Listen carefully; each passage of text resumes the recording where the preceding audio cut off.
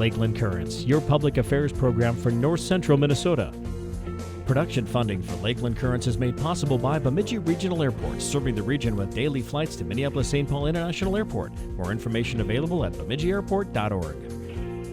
Closed captioning for Lakeland Currents is sponsored by Nisswa Tax Service, tax preparation for businesses and individuals. Online at nisswatax.com. Hello again, friends. I'm Jason Evans, your host of Lakeland Currents. Thanks for joining the conversation, and thanks for your ongoing support of Lakeland Public TV.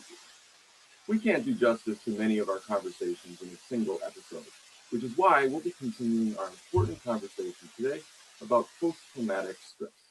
As I said last week, servicemen and women across the country make huge sacrifices for our communities and our country.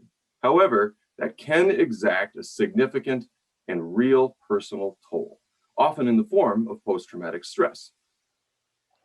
My guest today will help us better understand post-traumatic stress and how we deal with it or don't deal with it at a societal level. Having starred in dozens of films and TV shows over a career spanning decades, Michael Grier is an accomplished actor. However, that is not why he is with us here today. Michael is the director of a newly released documentary entitled Wounded Heroes, about alternative and potentially effective treatments and therapies for those folks wrestling with PTSD. Michael is joined by two of the heroes featured in his documentary, Tammy and Mike, who both operate Saddles in Service, an equine therapy nonprofit specifically for folks dealing with PTSD. I'd like to welcome all three of you to the program, and thank you so much for making time today. Our pleasure. Thank you. Michael, I want to start with you. What exactly is the origin story of Wounded Heroes? What inspired you to make this? Well, I had planned to make a different film, and I was interviewing veterans because it was also a military topic and military brass. But I met a guy in San Diego named Carl, and he was a veteran. He was a medic battling post-traumatic stress. He was on 16 different prescription medications, down from 18. And that was shocking to me, that somebody could be in his 20s and be on that many medications. And even worse, he said it wasn't really helping. It was just pushing back the symptoms, more of a Band-Aid, but not solving the problem of post-traumatic stress. So that set me off on a 3-year journey because I figured there had to be better options. And we found great treatments and programs that we feature in the film that definitely do help get rid of post-traumatic stress. So Michael, one of the things that you mentioned throughout your documentary is there's a risk of over-medicating folks that have been grappling with PTSD. What evidence do you have of that? Well, when I went off and started producing this film, other than talking to Carl, I didn't really realize, just how bad it was. It's all the different veterans that I interviewed all over the country. Without me even asking, they talked about how they were over-medicated. It's all the veterans I talked to who said, I won't go and get help because I don't want to be medicated. And so instead, many of them self-medicate, whether it's alcohol or other means. But it's the veterans, they said they had post-traumatic stress. They were given some prescriptions, which then caused some side effects, which caused more prescriptions to help with the side effects. And it kind of snowballs from there to where they said it ended up making things worse for them. One guy couldn't even walk out of his house to check the mail. And it's just been hearing what they say is the problem when they go and sit in front of a psychiatrist. Not that the psychiatrist is necessarily doing anything wrong in the sense of that's what they're trained to do. Mm-hmm. Talk to you, find out what the issue is, and help you with medication. That's what they're trained to do. It's just that many of these medications are black labeled, which is the worst type of label the FDA puts on a medication because the side effects are so strong. Somebody who has suicidal tendency or depression may be put on a medication that the side effect is suicide and depression. So when they're getting worse, it may not be because of their post-traumatic stress. It may literally be because of the medications they've been put on. And, so you've just got to be very careful with the medications. And the film is not anti-medication per se. We are antipsychotic medications, since so many veterans and doctors have been talking about in the film that it doesn't help. It actually creates a bigger problem. You just mentioned a term that I wasn't familiar with before watching the documentary, which was black label. Can you quickly define that for us, please? Just that it's a label that the FDA puts on as a warning to us consumers, letting us know that it's a very serious drug and it has the potential to have very serious side effects. So beware. So that's what it means. Beware. Black label, beware. Do your due diligence. Don't just take it because a doctor prescribed it. You need to have informed consent. So be informed, know what you're taking. and go onto a website like drugs.com, put in the medication, it'll list all the different side effects, what it's used for, and they have an interaction checker so that if you're taking multiple medications, put those in and find out how they interact with each other, because the interactions can cause problems. The contraindications. Sure. Many of the therapies that are discussed in your documentary are addressed by credentialed folks within the military. So my next question for you, Michael, is, are these therapies approved by Veterans Affairs, for example, or the Department of Defense? So they are starting to accept some of these, like stellate ganglion block, SGB. That is used in the military currently and in VAs across the country. RTM, Reconsolidation of Traumatic Memories, ART, Accelerated Resolution Therapy. Both of those are now just coming into the VA, which is great news because they're so beneficial. And there's, like I said, the VA and different parts of the country do other things like helping people to get outdoors, doing the horse therapy, going sailing, golfing, archery, all these things that help people battling post-traumatic stress get some relief. Mike, I'd like to ask a question of you. This is obviously a personal story for you. You've served in the military for more than 20 years, is my understanding. And I was wondering if you'd be willing to share a little bit about that. Sure, Jason. 25 years active duty. I retired as a Navy captain 2016, so just 5 years ago. And I progressed through those 25 years through a multitude of jobs, starting out as a surface warfare officer on a cruiser ship out of Long Beach. And then I ended up becoming an intelligence officer. And there's many things you can do as an intelligence officer, and that's what attracted me to it. So you could be an analyst, you can be what we call a collector, who's out there gathering the information to help with the forces you're serving with. So a lot of variety. I ended up getting kind of dovetailed through choice and opportunity to be a human intelligence expert, where I was out both in combat zones and non-combat zones, developing human sources to address whatever the information requirements were at the tactical, operational, strategic, and national levels. So looking back on, at least I think what happened towards the end is I was getting ready to retire, and what I wanted to do, my wife had seen some changes in me over the years. I wasn't going to admit that I had PTS. I ended up being diagnosed by the VA with PTS as I was transitioning out. And a lot of what I learned about it then, because I think a lot of us were type A personalities, you try to address it yourself. Michael mentioned it. I knew I didn't want to take drugs. And when I spoke with a doctor, a psychiatrist, within the first 15 minutes of the meeting, he was offering antidepressant drugs, anti-anxiety drugs. And I said, hey, I appreciate it.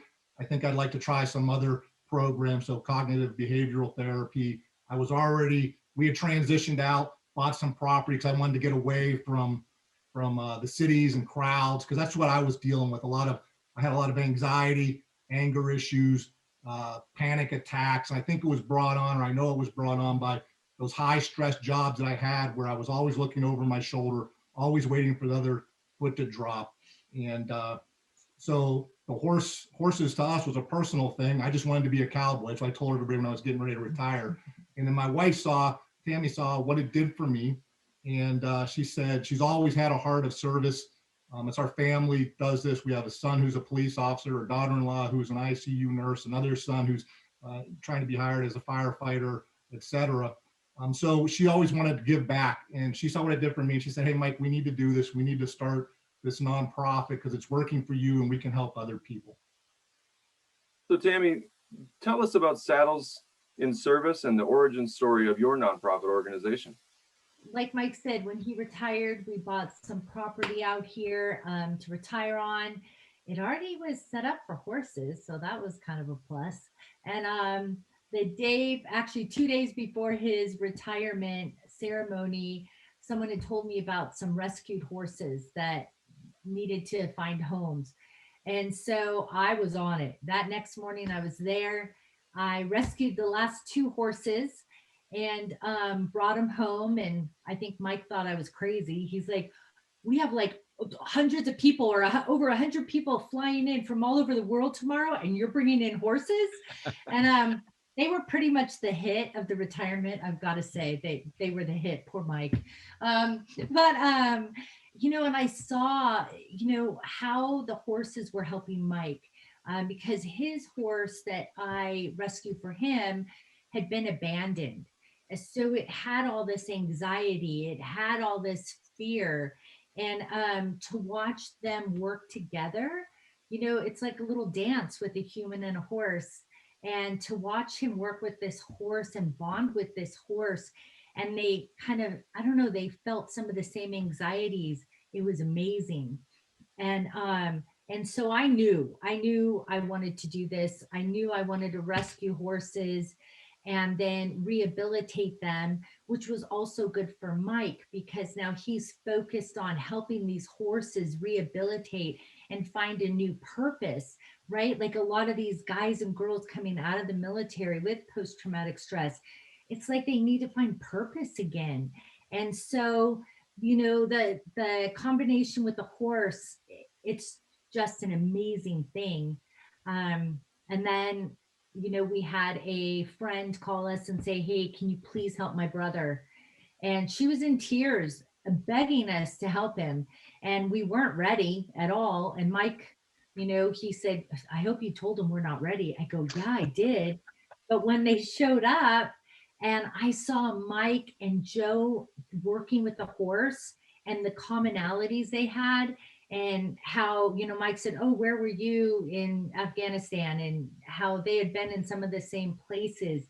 And to see that camaraderie and around the horse, and now a love of a horse, like it's just a beautiful thing. And it's so great for these guys to really have that camaraderie all around a horse.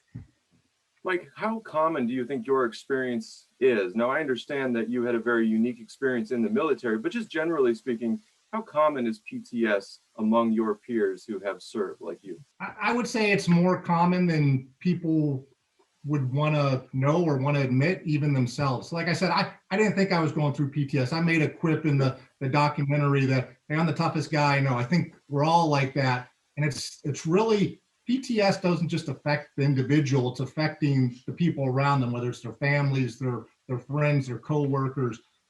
So I think it's there. I know, talking with my peers, people who are still serving and people who've gotten out, they all have some piece of a symptom to it. When I look at it and dissect it in my mind, I think that like some of the most common ones is trust issues, anger, anxiety, guilt for something you did or didn't do, depression.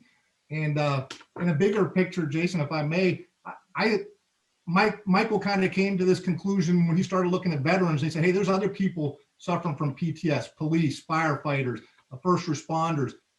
PTS, I think, affects everybody. It's it could be a traumatic event in your life. It could be the loss of a loved one, a child, a spouse, whatever. And I think a lot of things that we do in society as people is we just push that stuff down, either because we're too busy and we don't have time to deal with it, and then it just mounts up. We're too proud, or we just don't know any better. We just think, hey, that's the way it's supposed to be. My dad, I'm not saying my dad was, but my dad was a heavy drinker and beat us, and so that's normal for me to be a heavy drinker and yell at my kids or whatever. It's not normal. So long answer to I think your question is I think it's more common than people know or wanted to admit. One of the things I wanted to explore with the three of you is whether or not there's actually a goalpost. In other words, can we actually help those folks that are wrestling with PTS find a cure, or can PTS be something that's actually in the rear view mirror? And if so, can equine therapy facilitate that? I think when we're introducing these guys and girls to these horses, they're finding a peace inside themselves. They're learning about themselves through the horse. They really are finding out more about themselves, who they really are, or who they once were, who they want to be. When they're with the horse, they have to be in the moment.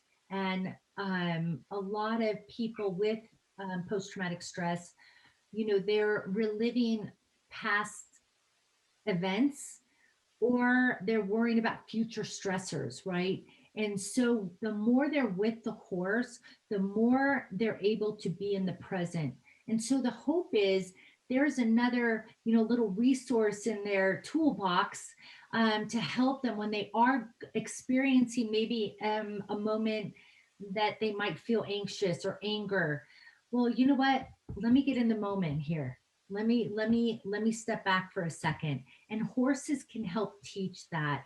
And that's why I think it's so important for a program like equine therapy that it's a continuous program, because the more you practice it, the more you're going to be able to utilize it when you need it. So that's my thoughts on it. Very, very similar. I would just add that I think it's an individual journey for each person, depending on the severity of their PTS and what caused it and just how they're made up. I think I'm definitely not a medical expert or a psychiatrist or whatever, but echo what Tammy said. Sometimes having that focus or that purpose, even if you're having a bad day or you had night terrors the night before, it gives you something to look forward to that day. We hear it time and time again from the heroes that we serve. When they come out on a day, they're like, hey, I've been thinking about coming here all week. So it's a positive thought. They were like going through tough times, either in life or work or whatever, but they had that light at the end of the tunnel, whether it's working with the horses, like Michael said, whether it's going hiking, mountain, some type of recreational therapy. It doesn't have to be something specific like a drug or talking to someone. It can just be being out here by yourself with the horse and spending some time just to gather your thoughts and put all the bad thoughts behind. Michael, a question for you. In your documentary, Wounded Heroes, you feature a wide variety of therapies.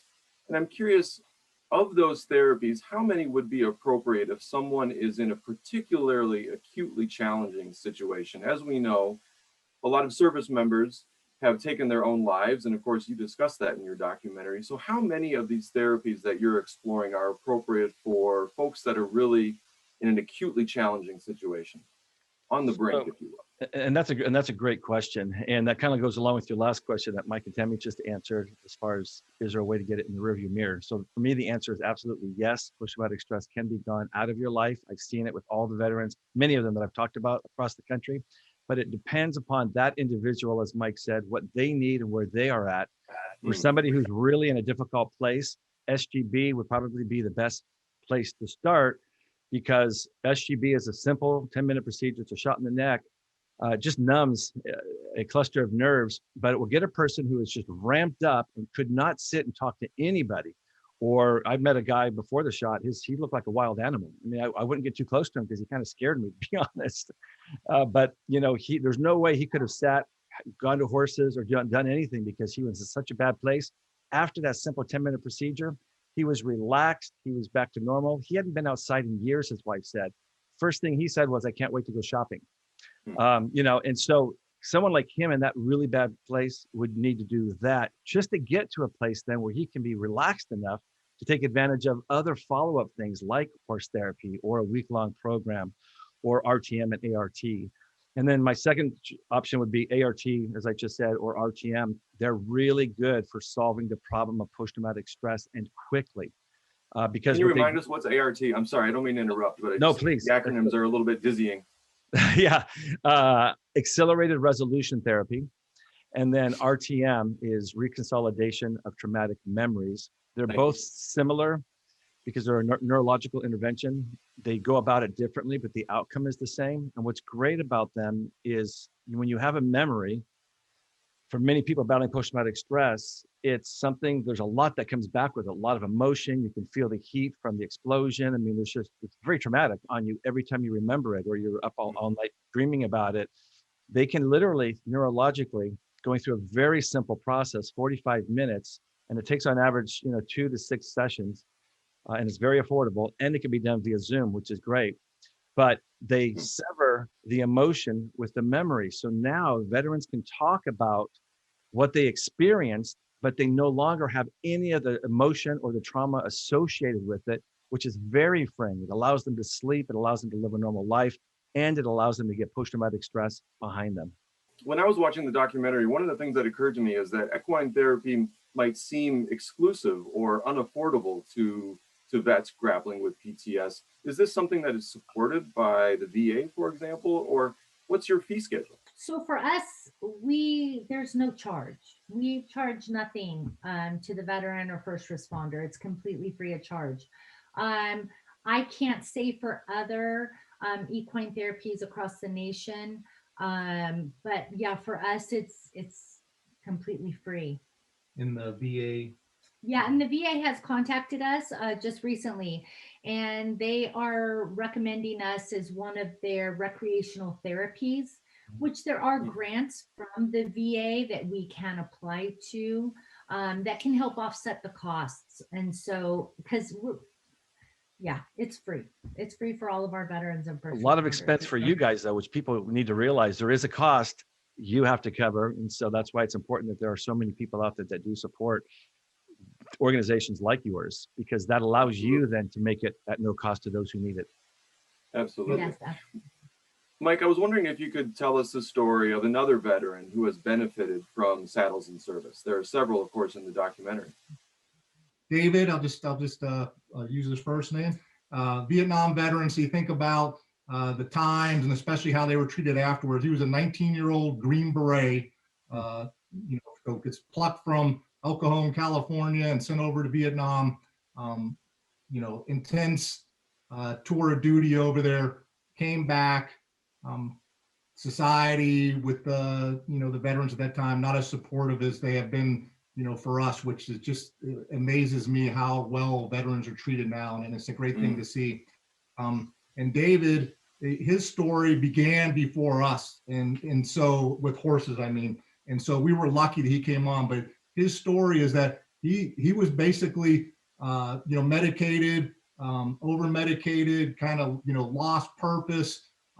No matter what he tried to do, and he was on the verge of taking his own life, and just ended up, luckily, I think through some friends that had horses. I think he was actually staying with them or sleeping in the barn, and he just started spending time with the horses because that's who he could deal with. And those horses became his friends and became his support, system, and gave him purpose. So he wanted to learn how to give back to the horses. And over the years, he became an exquisite horseman. And then, flash forward however many years, we run into him at an event, and he heard about us, and he said, I want to help, my brothers and sisters, and I need to talk to you. And what can I do to help? So I think that's specifically with the Vietnam vet, that's how horses, and he'll say it, and I think he said it in the documentary, he said, horses saved my life. If he hadn't found horses, he wouldn't be here. And more recently, the one that we were just going to talk about was, I'll let Tammy talk about it if it's okay, Jason, but Please. A more recent example of a person who's active duty. Yes, we have an active duty personnel who sought us out over social media. He came out. He's ridden horses in the past, so he knows horses. He knows the benefits of horses, and so he came out to do the program, but also to help his fellow brothers and sisters in arms, right? And he's been out here now about 2.5 months, and I'll see him off riding a horse, and it's just him and the horse because we do have trails on our property. And I'll see him sitting on, at the top of the hill on his horse, just looking out over the mountains and the view. And he wrote on a social media post last week saying, if it wasn't for Saddles and Service, he wouldn't be here today writing this. That he was in such a dark place when he found us. He was ready to end his own life. And one of his buddies had just committed suicide 2 weeks before he contacted us. And I think, for him, he was having a hard time understanding what went into that. And his depression just really got to him as well. And so these horses make a difference. I mean, if I can tell anyone, if you're worried about going somewhere with horses, a lot of people are scared of them because they're big animals, but go just touch a horse, pet a horse. I mean, they're really doing a lot for our veterans and first responders. Remarkable creatures indeed. So Michael, as Yes. the director, I know that this whole process has been somewhat epiphanal for you. And as we've all discussed already, this is not something that's limited to servicemen and women. So Michael, I was wondering if you could tell us a little bit about how PTS is experienced by first responders and some of the feedback you've been receiving from that community. When I started this project, I thought post-traumatic stress was just a military thing, not realizing it can happen to all of us. And because our first responders and now our doctors and nurses as well due to COVID, you know, they see a lot of traumatic things. They experience traumatic events and they see them, witness them on a regular basis. And that takes its toll. And there's a very high suicide rate among them as well, which is very sad. And so I'm now connected with fire chiefs, police chiefs all over the country here, Canada and other places, and hearing their stories, the amount of suicides within their own departments or the people they know around them. And what's great are the different treatments and programs featured in Wounded Heroes are beneficial for anybody that is battling post-traumatic stress. And so that's very exciting that the film can help so many. So from a very practical perspective, what do you propose doing in terms of getting some of these alternative therapies or different therapies in front of the Department of Defense or the Veterans Affairs, Department of Veterans Affairs? How are you trying to elevate awareness above and beyond the documentary itself? Well, I've connected right now because of the film to people at the very top of our military. I mean, the very, very top. And right now, they just probably are either finishing a meeting or still in the meeting with the top congressman right now, talking about one of the things on the agenda is talking about the film. So I've got a lot of major leaders, names that everybody knows, that now know about the film, and they're finding ways on how they can implement it, get it out, and best use it for the benefit of the military in that case. Well, Mike, I'd like to close with a question for you. I'm curious, for those vets who have had a similar experience as yours and may not have acknowledged that they're experiencing PTS, what advice would you give to those folks, to that community of people? You know, listen to your heart, but more importantly, if you have a support network, family, friends, you know, don't just dismiss what they're saying. When they say, hey, you've changed, you know, you're different, whether they deliver that message in a confrontational, you know, angry way, or they say it out of, you know, love that, hey, something's going on. I would say, you know, listen to them and give it a chance. Don't dismiss it. You know, like Michael was saying, there are so many different options. You can talk to a counselor, you can see a psychiatrist, you know, some medication might be appropriate. Don't try to deal with it by yourself. I guess that's the other advice I'd give. Don't do it alone. I think that a lot of these, the individuals that end up taking their own lives, it's because they don't think they're trying to handle it alone and not realizing that there's people out there that care enough, you know, to spend 3 years to try to get the word out or put our heart and soul into helping other people. Just ask for help. That's what you need to do. That's the advice I'd give. Ask for help. Well, Mike and Tammy, I want to thank you not only for joining me today, but also for the important work that you do at Saddles in Service. And thank you so much for sharing your story. I appreciate it. Thank you for having us, and thank you for getting the word out. Thank you, Jason. Michael, I really appreciate you sharing the documentary with me, and I look forward to continuing our conversation. Thank you so much for joining me today. My pleasure. And thank you all for joining me once again. I'm Jason Edens, your host of Lakeland Currents. Be kind and be well. We'll see you next week.